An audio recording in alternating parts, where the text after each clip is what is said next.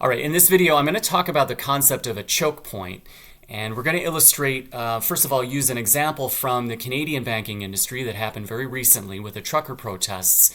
And then we're going to use this to sort of discuss basically a type of fragility or a situation in your financial life where your revenues can be choked off, or you can have an obvious glaring fragility that can really put you in a deep, difficult situation. Okay, so just if you followed the trucker situation in Canada, and just as a caveat, I don't want to get involved in the specific politics of this.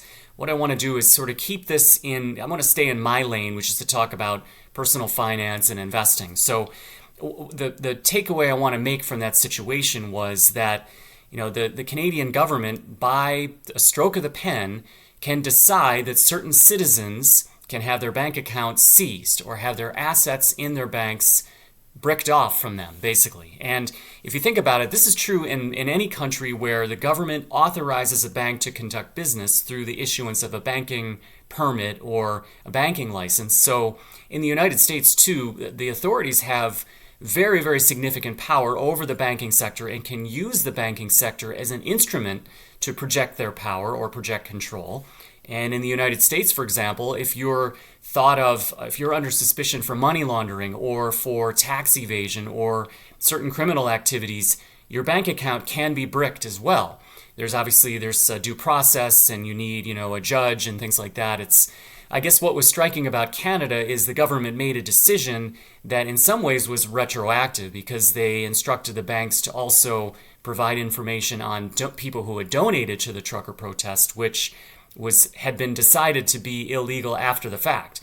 So, again, these powers, any power can be made arbitrary if the authorities decide so, right? So the whole idea is to think about what would you do if that happened to you, and how would you protect yourself? And I guess what was sort of interesting was, for example, if I were a United States citizen, and of course I have no claim on the government of Canada, I'm not a voter in Canada, but let's say I have money on deposit in Canada, and I saw this happen, I would immediately pull my money out of Canada, right? And actually, I suspect what happened in Canada was the banking sector probably saw significant deposits pulled as a result of this decision by the government to sort of be a little bit extra sort of authoritarian with bricking up people's accounts. And, bank deposits are going to be Pareto distributed, right? 80-20 distributed. There's going to be a few very large depositors who, if they pull their money, can actually produce some insolvency risk with a bank, because banks are fractionally reserved, right? So it's sort of interesting, and obviously I'm speculating on this, but the whole idea is that if the government can brick your bank account, you have to think about how to protect yourself from this. And effectively, what Canada did was tell the whole world, hey, here's a very, very significant use case for cryptocurrency right there. So the second order conclusion from this was, wow, this is actually a legitimate use case by a rule of law country. And they show us that, hey, this is a choke point for our money. We have to figure as individuals, to protect ourselves and our families, we need to have an alternative, right? And so this is where cryptocurrency suddenly became a lot more interesting to people because of this sort of unilateral decision by the Canadian government, which they later reversed. But once you sort of break that trust, again, I put myself in the place of, if I were a large depositor of assets in a Canadian bank, I wouldn't put my money back there just because the government reversed this decision, right? Because they could always re-reverse it and put it back in, right? So this is just an example of where your assets can be choked off, but we can take this metaphor and make it much more broad. So let's just think about, do you have a choke point for your income? Well, yes, you do. If you have one job, you're basically 100% of your income, of your revenues from that job, can be choked off with the next round of layoffs, right? So this is another sort of, in a way, it's a very obvious choke point, but a lot of people don't think about it this way. They don't really think of themselves as beholden as they are to their specific employer for all of their income, right?